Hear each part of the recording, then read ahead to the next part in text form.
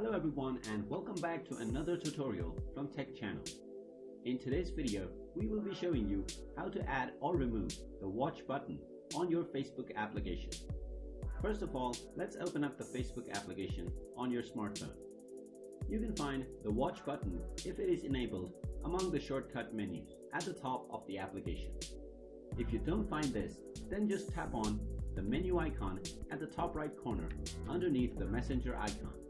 Then scroll down and tap on Settings and Privacy.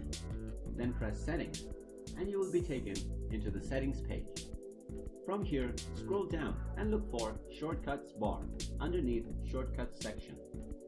In here, you will be able to tap on the Enable button if you wish to enable the watch shortcut.